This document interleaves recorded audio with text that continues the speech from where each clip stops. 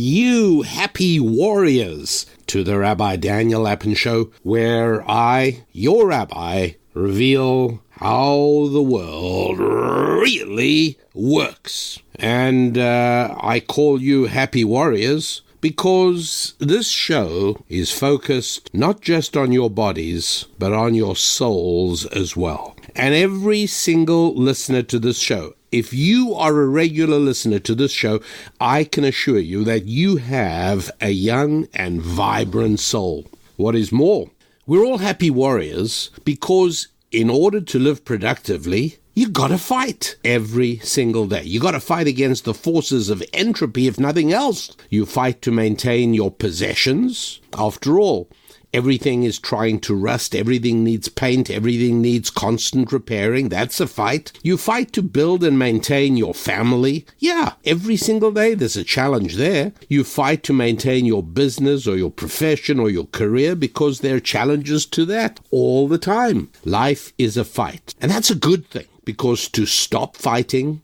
to stop seeking, and to stop striving, well, that's to die. And I call you not just warriors, but happy warriors, because to throw yourself into the fight for 8 or 10 hours a day, 6 days a week is one thing. But to do all that consistently with a debonair smile on your face and a jaunty pace to your stride, to do all that while generating an irrepressible surge of happiness welling up in your soul, well, that means that you are spiritually grounded in everything that is life-affirming. It means you're devoted to your faith, your family, your finances, and your friends, knowing that ultimately you can triumph over those who both intentionally and unknowingly promote a dark abyss of satanic secular socialism and all the many evil social pathologies it generates. When I reveal how the world really works, it's in the hope that you will help defeat those pathetic creatures of modern secular fundamentalism, those orphans in history who possess neither Judeo-Christian fortitude nor even pagan ferocity, which would almost be welcome, those hideous hermaphrodites and fanatical feminists running our media, education, government bureaucracies, who possess neither the strength of men nor the intuitive wisdom of women. Each of you happy warriors, gentle giant, humble heart, ready to make a difference. In general, your rabbi prefers not to deal with news items on this show. My approach is to do my utmost best to provide you with the timeless truths and permanent principles, and then to confidently sit back knowing that you will be able to apply them to contemporary events and make sense of the news headlines. And that way, we're able to cover far more than were I to pick out a few news items to discuss. And in any event, I decided that there are more than enough shows out there that do deal on a regular basis with current events.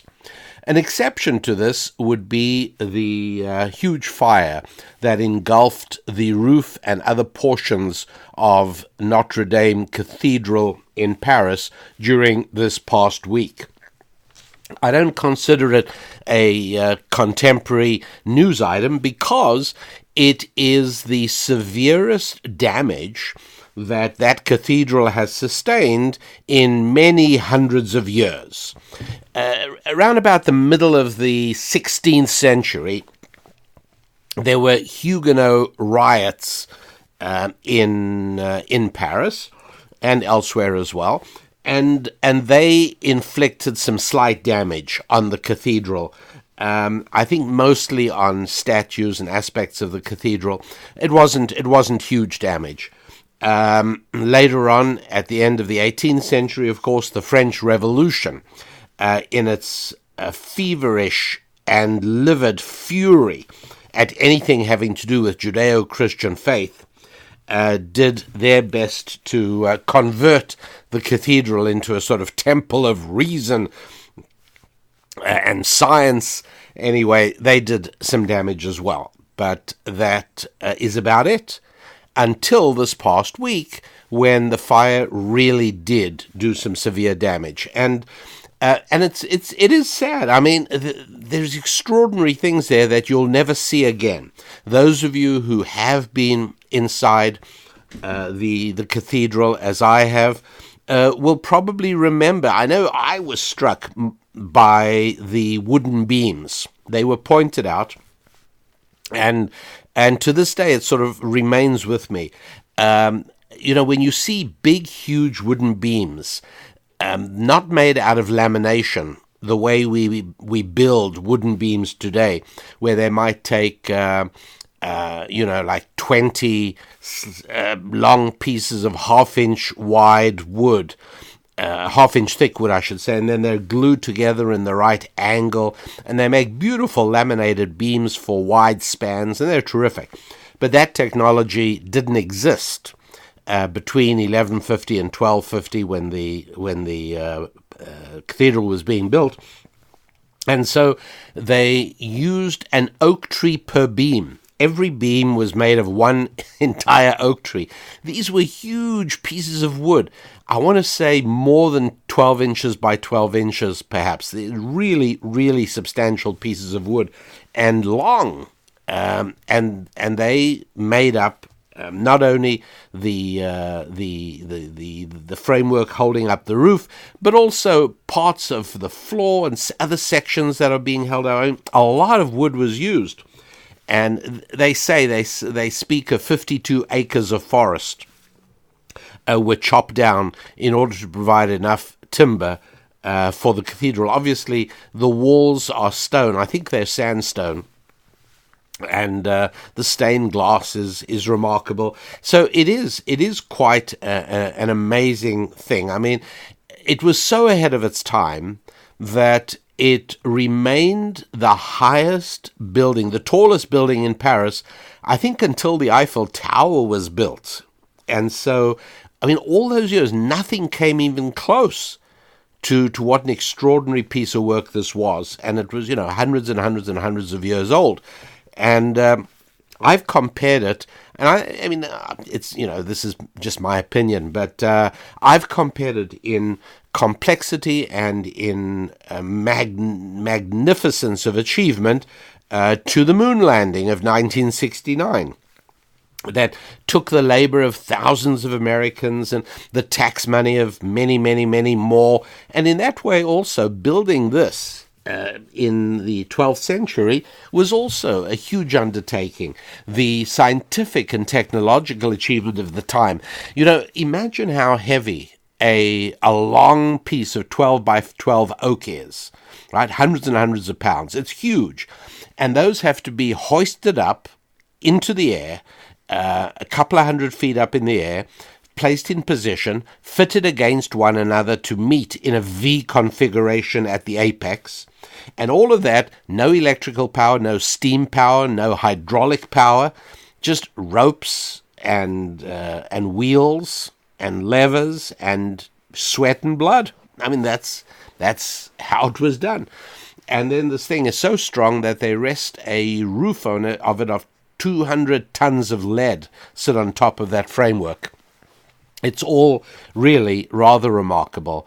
And of course, you just think about it, you're putting a lot of weight on a V shape, an upside down V of timbers on the roof.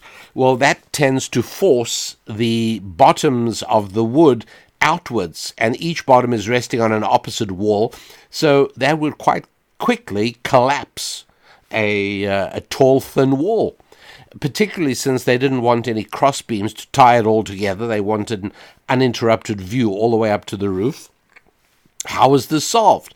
Well, they came up with buttresses and flying buttresses, which were not just architectural flourishes, but they're literally things that hold the wall up.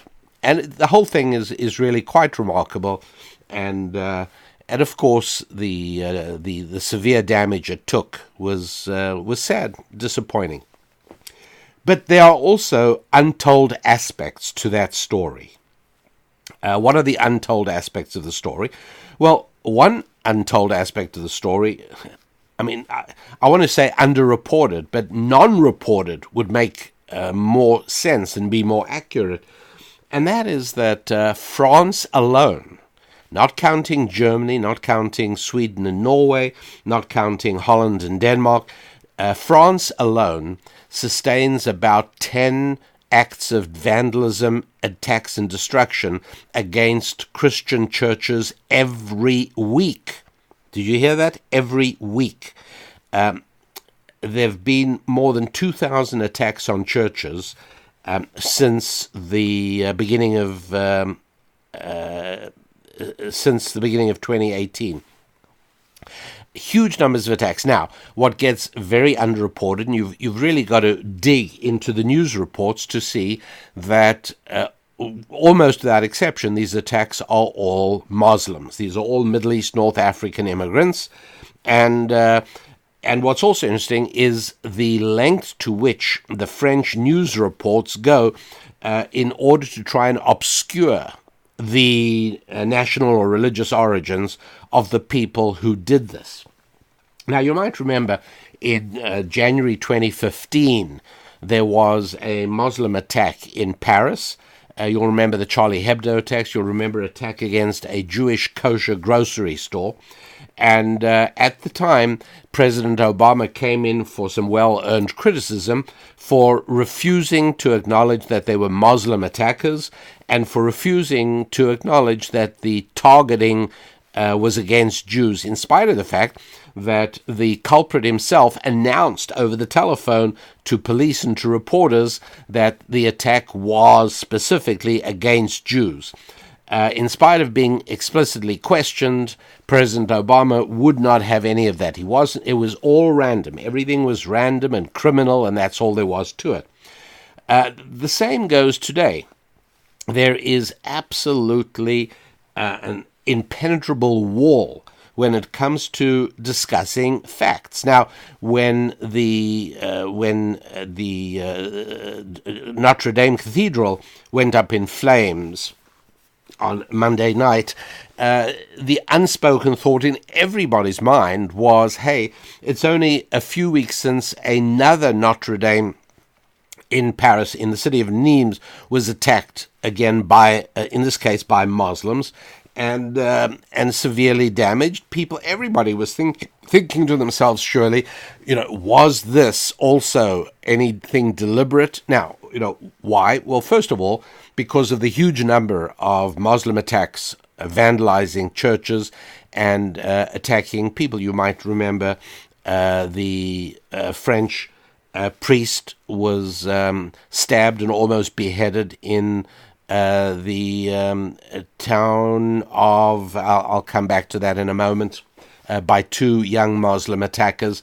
So, what's going on here? Well, in a way that is alien to, I think, certainly Judaism and Christianity today, Islam to the present time still believes in the absolute religious necessity of destroying the places of worship of any other faiths. It's like a really important thing to them. One need only go back to the invasion of the Iberian Peninsula in the 700s to discover that one of the first things they did was come to churches, Catholic churches, kill the clergy, and then remove the crosses and replace them with Muslim symbols. In other words, converting a Christian place of worship into a Muslim place of worship is not one of the things you do during your military attack. It's the whole reason for doing the military attack in the first place. That's how it works. By the way, in this context, for people who really want to get a deeper understanding of all this, there's a book called The Sword and the Scimitar by a man called Ibrahim, a Muslim gentleman, with an excellent foreword by Victor Davis Hanson. And you can delve into this more deeply if you wish. But as I say, the untold story is, yes, a church severely damaged in Paris this week.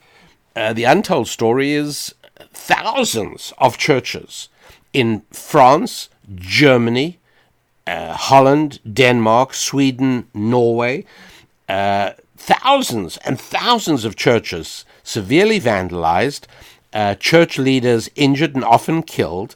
In almost every instance, it's a Muslim attack. By the way, again, the French and other Europeans, many of the journalists have tried to suggest, these are just secular people who don't like any places of worship. Well, actually, no, they are Muslims who don't like Christian or Jewish places of worship. Can't we talk about the truth? It's so interesting how unhesitating the left is about naming right-wing people. They're so quick to identify, the person who attacked the church in New Zealand, he was a right-winger. Populists, nationalists, these are all very bad people. And we are in no hesitation whatsoever. We undergo no reluctance to let people know right away, those are the culprits, those are the perpetrators.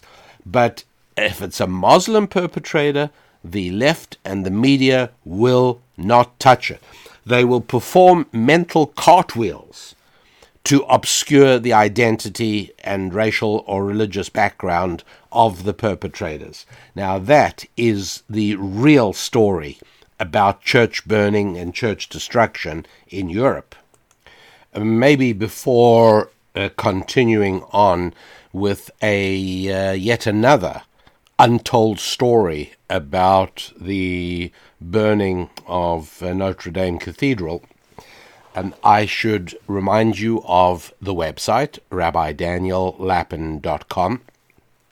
And one of the things that's particularly interesting, I think, particularly this week, is that all of our columns that we mail out to you are also posted on the website. And one of the weekly columns is one of my favorites. Well, I like them all. It's called Ask the Rabbi. And on this one, we select the most interesting questions we got that week, and we answer one question each time, and we answer it fairly comprehensively. This most recent question, and you'll see it at rabbidaniellapin.com if you just click to the Ask the Rabbi page. That question we dealt with was a woman who was very upset that her adult daughter had declared herself to be a lesbian, and her reactions, and we responded to it. During the response, we explained that from a biblical perspective, there isn't really such a thing as female homosexuality. Homosexuality in the Bible is strictly male. And when I said the Bible, I meant the Hebrew Bible, just because that's what I know. As far as I know, it might also be the New Testament as well. I just am not sure about that. And so I said that, and I left it at that. Several people in the comments section, several people wrote in and said, hey, what do you mean by saying that men with men is quite different than women with women from a biblical point of view? And so I decided to give a very full explanation of why specifically the unmentionable and ugly act that men perform with men is entirely and utterly different from whatever it is that women do with women, and that it involves zero penetration, and the biblical prohibition is very explicitly the action that men perform. So I explained that, and as you can imagine, I've had quite a lot of protest about it, but I feel that I retain the right to express my belief and my views, and other people have a right to theirs. And I said all I pray is that my right to express these views, regardless of how offensive others may find them, should never be abrogated, and that constitutional right should always be a part of American culture. I hope and pray At any rate, all of that controversy can be seen at rabbidaniellapin.com. I should also mention that we do an annual Passover sale of what we call our library packs. And these are, this is a fabulous thing. It's essentially everything we produce, everything we've created, every resource imaginable is there for a once-a-year special price. So be aware of it, because it's only on for the 4 days during Passover that our store is open. During the actual worship days of the Passover holiday, in this case this year Saturday and Sunday, the store is shut. But Monday, Tuesday, Wednesday, Thursday, it is open, and that is something you should be aware of. It's the library pack, and it's at rabbidaniellapin.com. Okay, so now I want to go back to another untold story having to do with the sad damage inflicted by fire on the Notre Dame Cathedral in Paris. One of the things that religion gives people is a very long memory. And so we know, for instance, that the Moslems that attacked the World Trade Center and the Pentagon on 9/11 chose that date of September the 11th because it was the date on which the Muslims were vanquished at the gates of Vienna.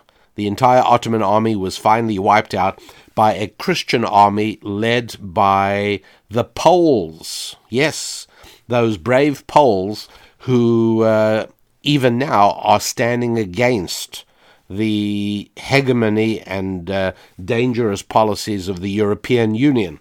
At any rate, on the September the 11th, 1683, the Ottoman siege of Vienna was lifted by a successful destruction of the Ottoman army. And I have no doubt whatsoever that the date for the attacks was chosen to be September the 11th. Yes, religion gives people a long memory. It helps you know where you come from. The past is much more important to people of religious belief in general than people without.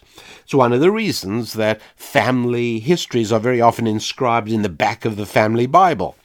Names of every time a child is born is put into the family tree. That idea that biblical faith, in fact all faiths, link you to the past is unmistakable and I think something everybody knows. So that being the case, it is fairly well known that in the year 1242, a huge number of sacred Jewish volumes were burned.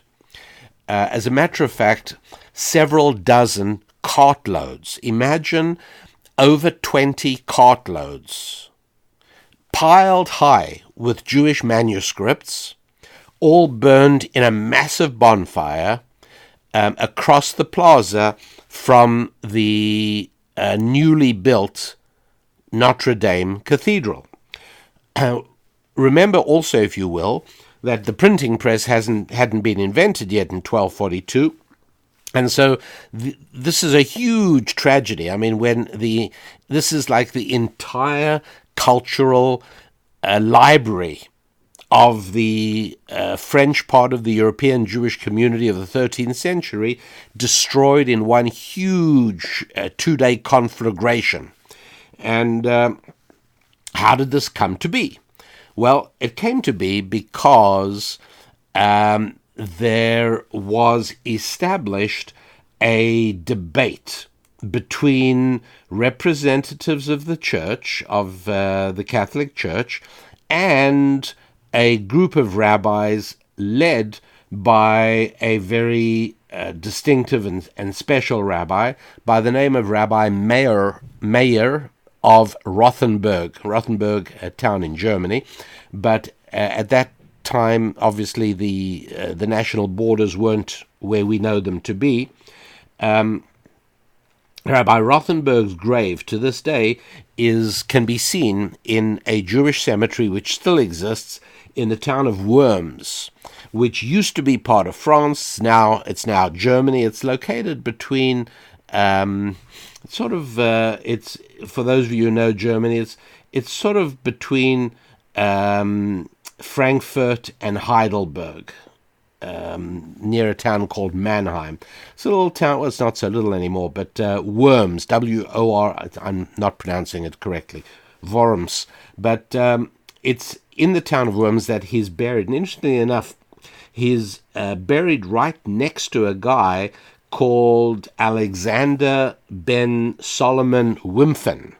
Now, one of the things that's interesting is that it was not uncommon for Jews to be kidnapped and held for ransom. People apparently knew that there is a biblical obligation on Jews to ransom fellow Jews. And so they knew that if they kidnapped a Jew, particularly if he was a prominent Jew, they could always count on the community raising the funds to free him. So they captured Rabbi Meir of Rothenberg and they announced a huge ransom for his release. And from prison, Rabbi Meir issued a Jewish ruling that he was not to be ransomed. The reason was he felt that if he was ransomed, it would launch an epidemic of more kidnappings. And this, ladies and gentlemen, is how a true leader behaves. And he was stuck in prison for another 7 years, whereupon he died there. It took another 14 years for the authorities to allow his release. The ransom was then paid for his body. And the ransom was mostly raised by a Jew called Alexander, the son of Solomon Wimpfen. And he arranged for him to be buried, for Rabbi Meir of Rothenberg to be buried in the town of Worms in the Jewish cemetery there. As I say, you can still see his grave there. But what's interesting is that this guy who paid the ransom to release his body for burial, this Alexander ben Solomon Wimpfen, he's actually buried right next to Rabbi Meir of Rothenberg. And you see these two graves to this day together. All of this goes back to, he died in 1293. So, I mean, talk about a long memory. But many Jews, and I have, friends and colleagues where we discuss this sort of thing, and I'm quite sure somebody listening to us talking about these things would think we were talking about events that took place, at the longest, maybe in the middle of the 20th century. But they'd be shocked to know discussing matters that go back to the middle of the 13th century, also, as if it was quite contemporary. Anyways, I tell you all of that because I wanted to tell you about Rabbi Meir of Rothenberg. He was one of the people who had to represent the side of Judaism against Catholicism. And this sort of thing used to happen fairly often. They basically termed it a trial of Judaism. And what this was all about was that at that point in the Catholic Church, there was something that was back then very important, and it was a doctrine called Verus Israel, which means that the Hebrew people, the people of Israel, are fallen and gone, and they've been replaced by the new Israel, which is the church. This was a big deal back then. Times had changed, but it was a big deal back then. And so this thing was reenacted, every now and then by holding a huge public trial in which two rabbis would debate two priests. And of course, the conclusion was foregone. And as the consequence of the so-called defeat of Rabbi Meir of Rothenberg and his rabbinic colleague by the two priests, a decree was made that all the Jewish holy manuscripts would be burned, and Rabbi Meir of Rothenberg witnessed this huge, I mean, it was a massive thing. I I can't even imagine anything that could be comparable or seen as comparable today. We're not talking about do you remember when the Taliban destroyed some old historic religious statues in Afghanistan? Or was it, or might have been, was it perhaps in Iraq? I don't remember. But it was a huge, the cultural elite of the world went crazy and went berserk. That was a symbolic thing. But here, to destroy every single volume they could lay their hands on meant that this set back scholarship, which may have been part of the idea, over 20 cartloads, wagon loads of Hebrew manuscripts. It was a massive thing. And so this whole episode, by the way, is characterized, and this was not damaged. You can actually still see it on the outside of the Notre Dame Cathedral. You'll see an amazing pair of statues, and they're two women facing each other. One of them is wearing a crown and looks triumphant, and the other woman is bowed and blindfolded, and she's sort of clutching in her hands the tablets of Moses, and they're sort of drooping down and looking as if they're about to fall into the dust. And these two ladies are entitled Ecclesia, right? The ecclesiastical, the church, and the other one is labeled the synagoga, which means the synagogue, and it represents this struggle between the church and the synagogue, which was, as I say, a big deal back then, and as part of the sort of unveiling of the statue and this whole everything that was going on at the period, they had this debate or this trial between the two clerics arguing for the church and the two rabbis arguing for the Torah, and resulting in the burning of the Torah. Anyways, one of them is Rabbi Meir of Rothenberg, and he then writes a dirge. And this dirge is one of, I don't know, maybe about 100, roughly speaking, maybe 80, that are recited by Jews on the saddest day of the Jewish calendar, which is the 9th day of the Hebrew month of Av, and it usually occurs sometime in July. It's early summer, and all of these dirges are read, and they're written by a number of different authors. But as far as I remember, only one of them is written by Rabbi Meir of Rothenberg. And here's the interesting thing: it was written specifically in reaction to his witnessing the burning of these Jewish manuscripts on the 17th of June in the year 1242. And this is all mysterious prophetic stuff. Rabbi Meir of Rothenberg, was not you or me. He was a huge personality. He was a giant of moral self-discipline. As I described to you, which of us would have had the courage to say, "Do not ransom me, leave me here to die," which is exactly what happened. Anyways, he goes ahead and writes this dirge about the burning of the texts. And it's like really, really heavy stuff. It opens up with the words, Sha'ali srufa ba'esh lishlom avelayich. We're all mourning about the burnt volumes that were consumed by fire. And then it carries on and goes on, and then he addresses God and says, Od Tigzeri, did you really decree that our books, our religious books, and our Jewish legal volumes should be burnt? Well, if that's so, let us take comfort, he writes, Lachen ashrei sheyeshalem lecha gmulayich. Let us therefore take comfort that you, O God, always pay your debts, O our rock.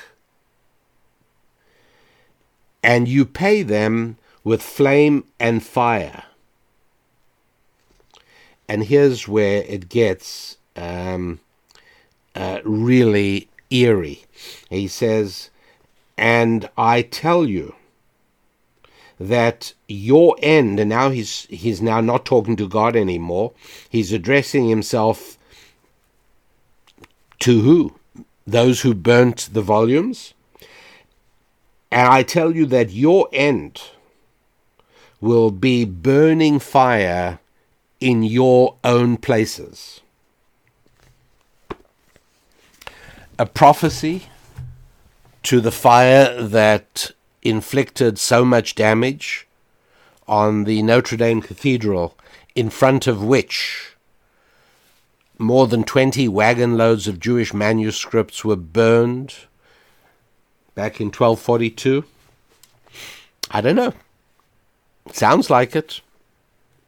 And, I've told you in the past that there are Jewish texts written in the 1800s, 1900s that lay out in terrifying detail the Nazi Holocaust against the Jews, and additionally add on the unthinkable founding of the State of Israel in the aftermath of that destruction. Friends, there are strange things in this world. You know that I have been an engineer. I am comfortable in the world of physics and chemistry and mathematics. I just want to let you know that we live in a world of physical reality and spiritual reality. And things that belong in the world of spiritual reality can be explained by science. Things that belong in the world of spiritual reality cannot. And something like this, I don't know.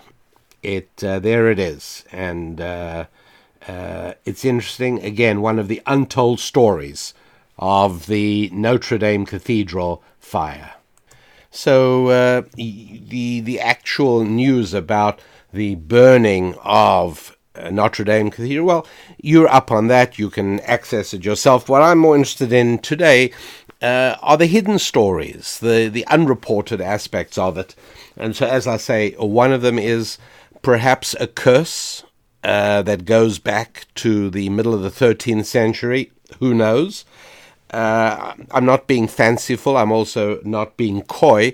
I'm just telling you what I do know. The rest is conjecture or wonder. As far as the Muslim attacks, look, that's big news. In 2017, there were 878 attacks that the police explored, all perpetrated by Muslims against Christian churches in France alone. In 2018, that number went up to 1,063. I mean, this is very real. They plundered Notre Dame Church in Nîmes, and they used human excrement to draw a cross. Consecrated bread was found thrown outside among the garbage. One after the other. Arsonists torched the Church of St. Sulpice in Paris after midday on March 17th. In Germany, the same sort of things come out. In all the cases, these are specific violations of the cross, the altars, and very often words like Allahu Akbar are painted on the doors. And when the people are caught, their names are always Muslim. This is inescapable. I'm sorry. I mean, what do you want me to say? 99%, not all cases. 90. I don't know. It seems to be all the cases. I'm sorry.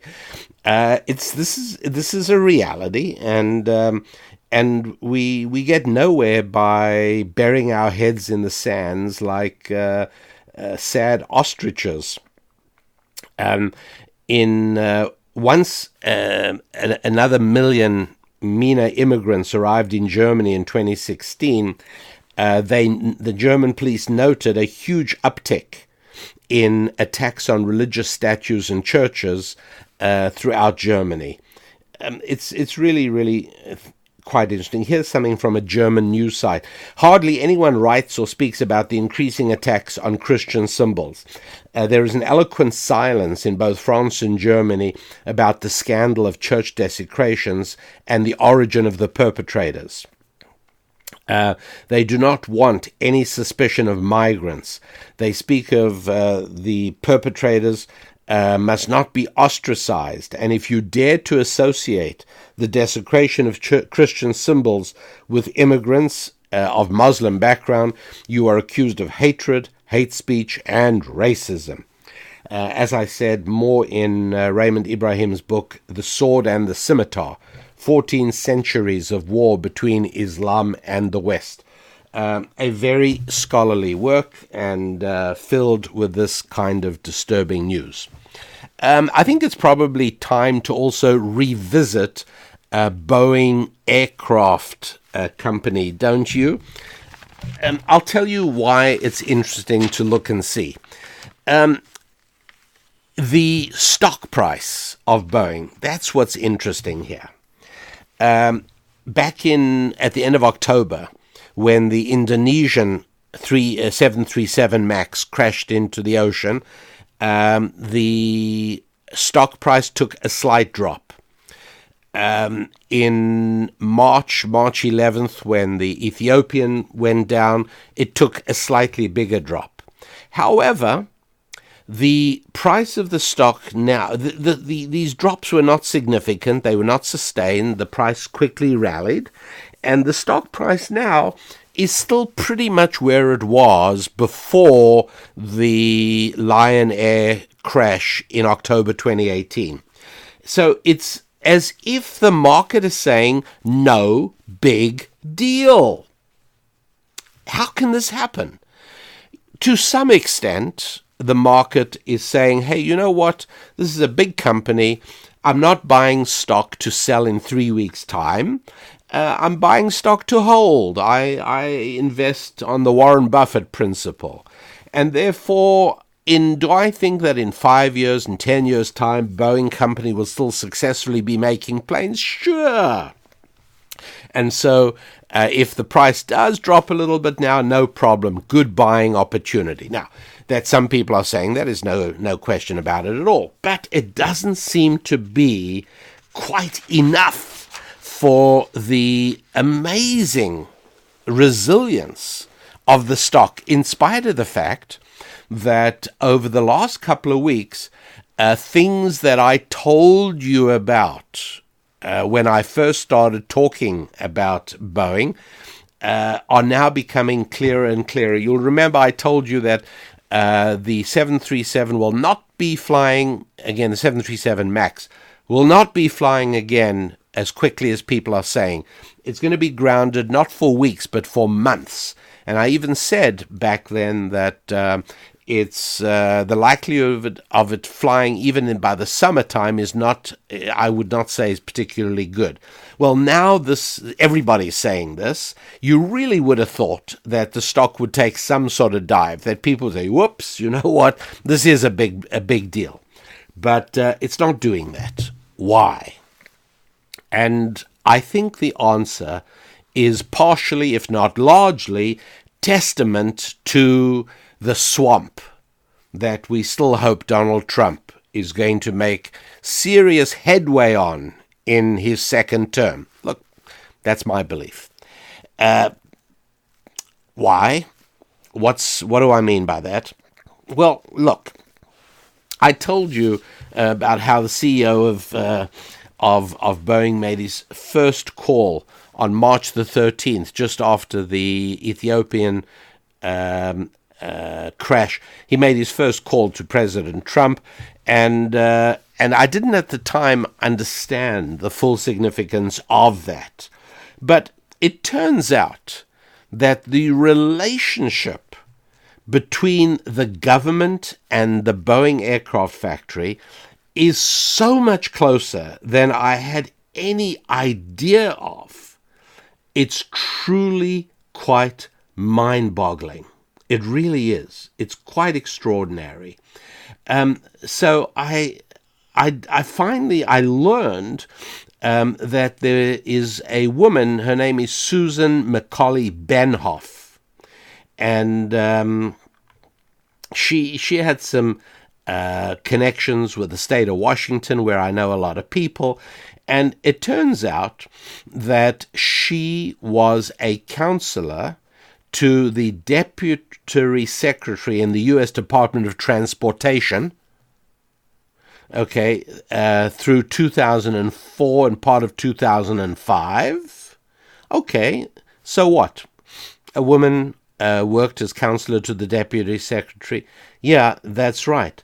But what we should also take note of is that earlier than that, prior to that, she was an employee of the Boeing company. So, okay, this is really interesting. Are there other people who have had dealings with the House Transportation Committee, of which a subsection, by the way, is aviation? Are there a lot of people who've had connections with that committee and the Boeing Airplane Company? And the answer is, oh, yes, very much so indeed. It's also true that Boeing has paid numerous fines for falsifying paperwork having to do with government contracts and submitting fake claims for repayment, reimbursement to the United States Air Force. We're talking about in December 2015, a fine of $12 million for doing something really bad, falsifying paperwork having to do with purchases. In October 2014, a $23 million fine for fake claims to the Air Force. Look, there's a huge flow of contracts between the United States Air Force and Boeing. In June 2006, how do you like this little fine? $615 million. Okay, and a woman, Darlene Dryan, actually ends up spending 9 months in jail. She was an employee. Well, who was she? Well, she was a principal deputy undersecretary to the House Transportation Committee. That's right, you got it. And she was in charge of acquisitions. She was a Bill Clinton appointee. And as this got explored and exposed, she ended up serving 9 months in jail. And at the time, the CEO of Boeing, Michael Sears, he was fired. And Phil Condit, he was the CFO actually. Phil Condit, the CEO, resigned. And why? Well, because Darlene Dryan sort of moved like in a revolving door between government and Boeing.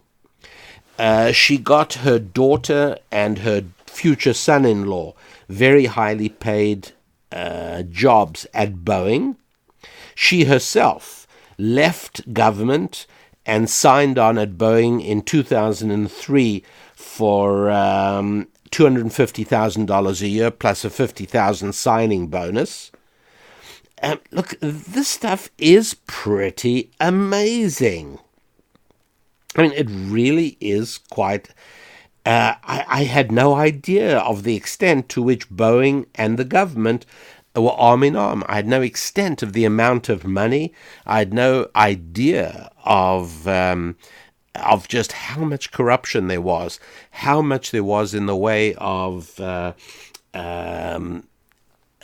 deals that were done, that were contracts that were given to Boeing without proper bidding procedures. I mean, it was mind-boggling as I began to explore some of this. Now, look, there's no shortage of this stuff going around. I mean, right now, the city of Baltimore is confronting the fact that Catherine Pugh was the mayor. She resigned to take care of health care pneumonia. Look, let me make a little prediction. Mayor Catherine Pugh is not returning ever as the mayor of Baltimore. She's not taking a leave of absence to nurse her pneumonia. She's taking a leave of absence to try and avoid prosecution for sheer bald-faced bribery. What's going on? Well, she gave city contracts to certain large hospitals. And in exchange for that, the hospitals paid her. But wait a sec, you can't just pay me. That would be against the law. So she came up with some silly little books called Healthy Holly, and she essentially made a deal that the University of Baltimore Health Center would buy huge numbers of this silly thing. As it turned out, they were not even actually delivered. This was just a subterfuge to avoid direct appearance of bribery.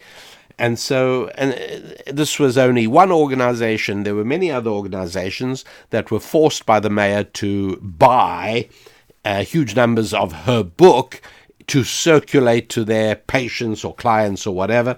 Bottom line is that Mayor Pugh managed to get quite a lot. Look, this level of corruption you expect in Baltimore, right?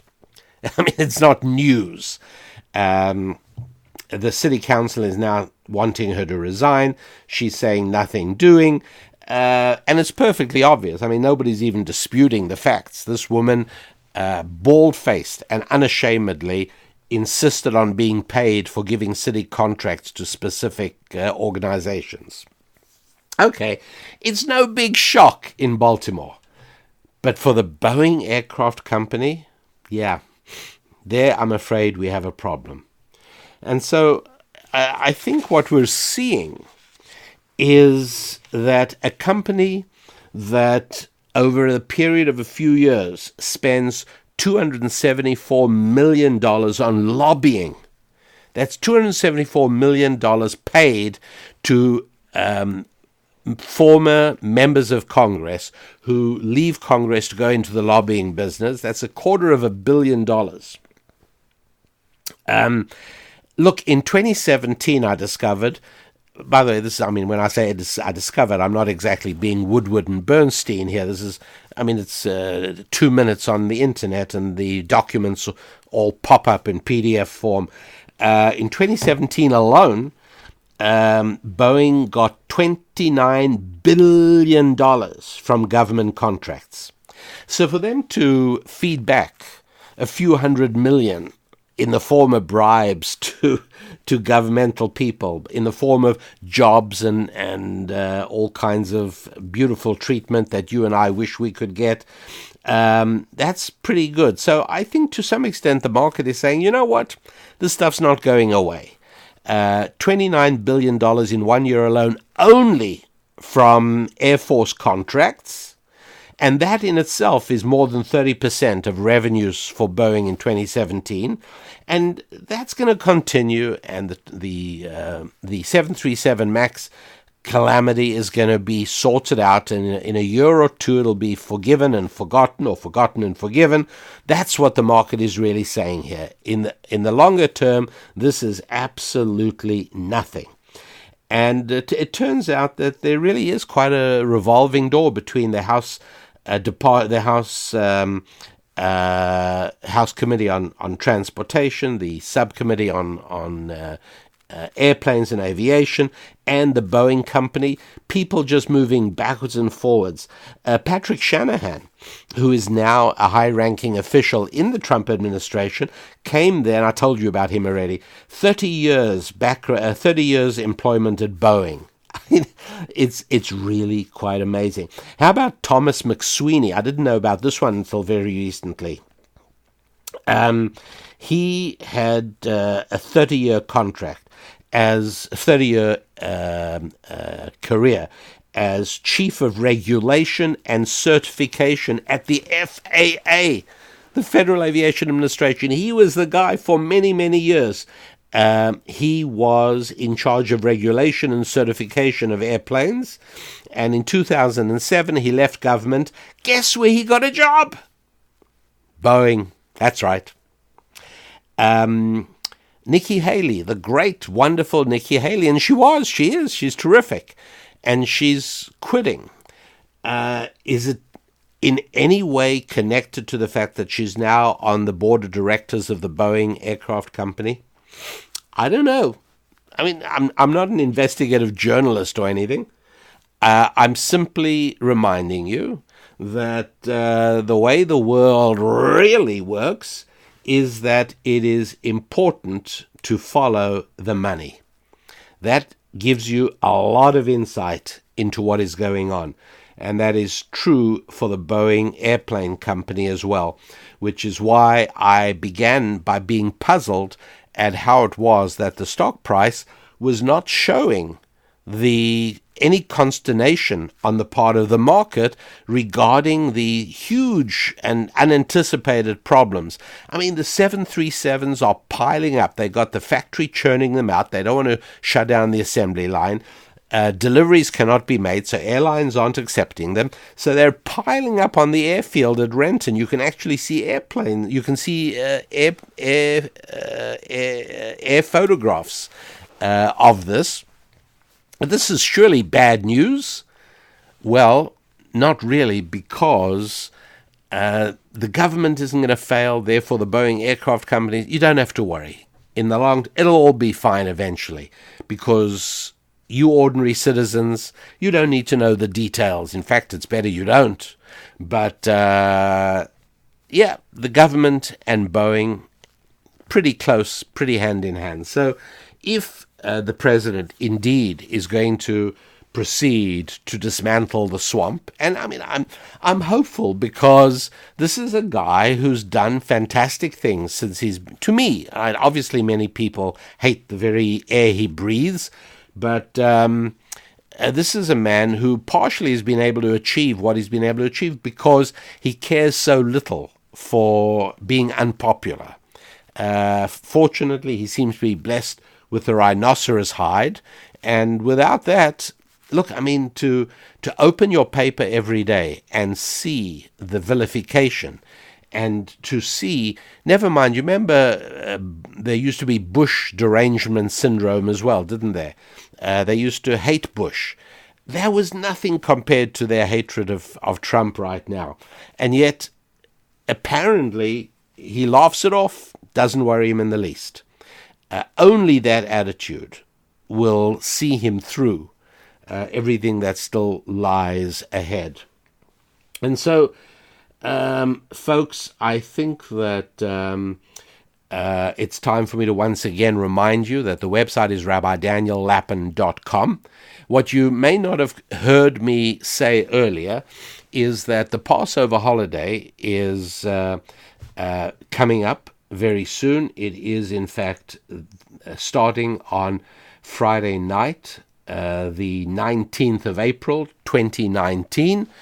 And for the next 2 days, that's Saturday and Sunday, the store, the e-commerce site at my website, the shop, will not be open in honor of the Jewish holidays. They'll be closed in honor of that biblical festival of Passover. But the store will open again on Monday, Tuesday, Wednesday, and Thursday, during which time the special Passover sale is going to be taking place, where you'll be able to get the famous library pack at an unprecedented price for listeners of this show.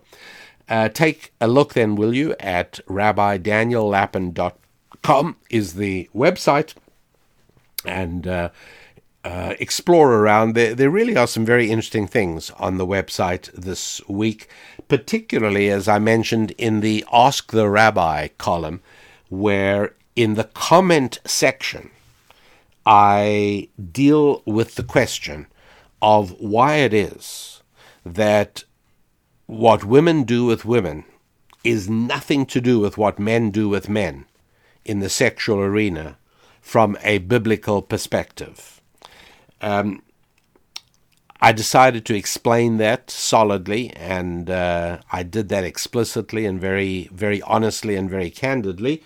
And it's probably not for very young eyes, but for anybody else. And I'd say anybody over the age of, to be honest, this day and age, I have no compunction about explaining it to 15-year-olds. I've no problem at all, and they're relieved to, I think, be treated maturely, because they're pretty aware of all the stuff anyway. So at least to get a biblical perspective on it, a whole lot better.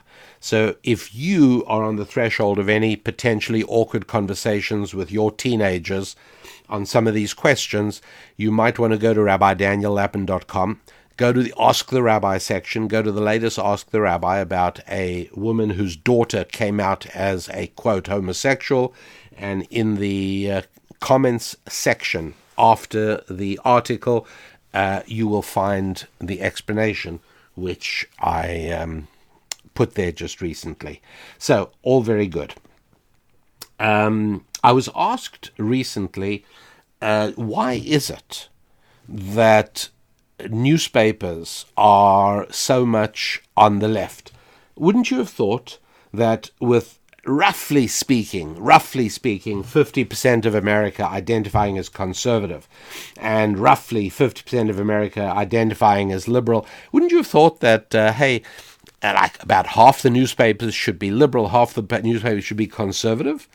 And even when you have a conservative newspaper owner like Rupert Murdoch, who owns the Wall Street Journal, not to mention Fox News, he has trouble hiring non-liberal journalists. Very hard. What's going on?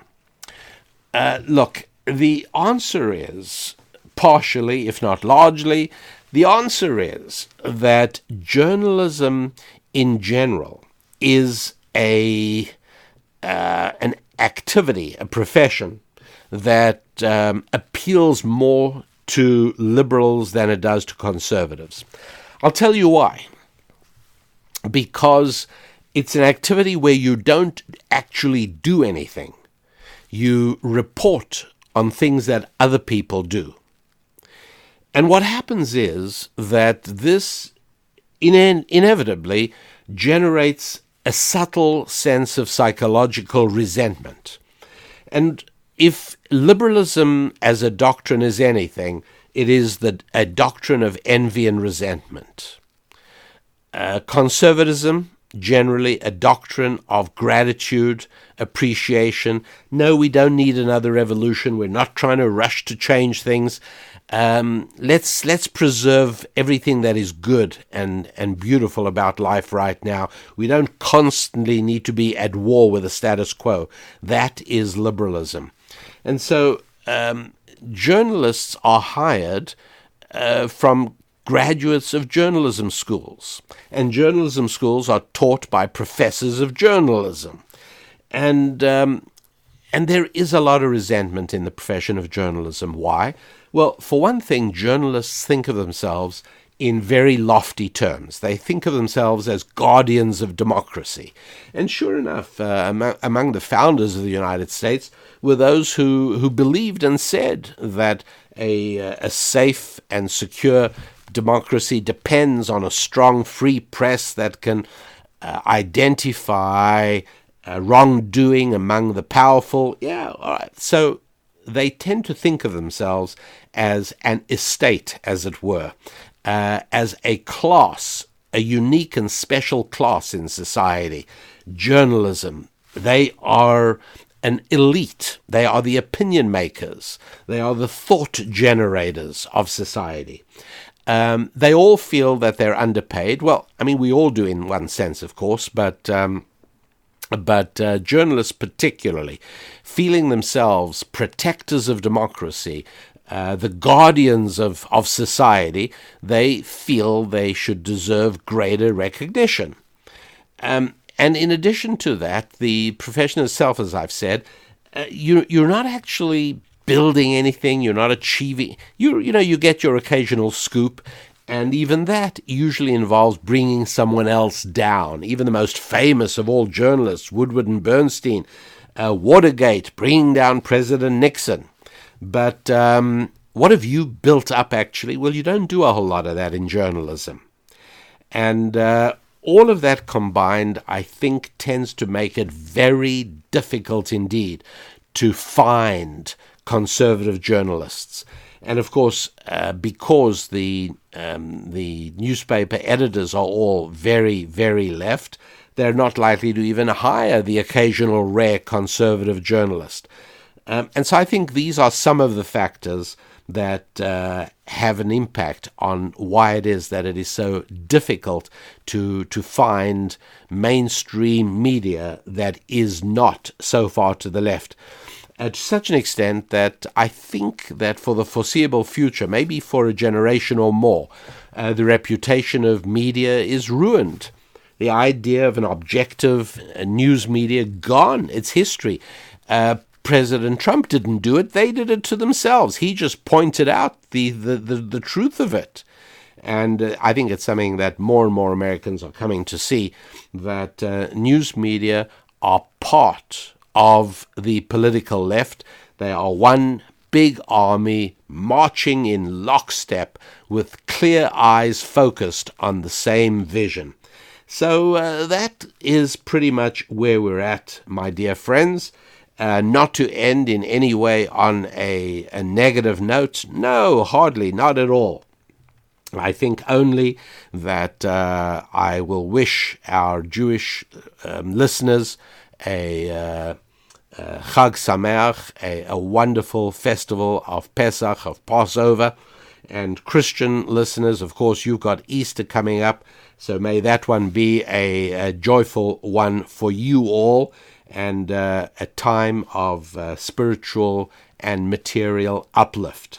Thanks for visiting the website at rabbidaniellapin.com. Be aware that Monday, Tuesday, Wednesday, Thursday, special annual Passover sale on the library pack. Great opportunity, and certainly one I would love you to take advantage of. It will bless both you and me. So, until we are together again, I wish you a week of good times with your family, with your faith, with your friends, and also with your finances. I'm Rabbi Daniel Lapin. Thanks for listening. God bless.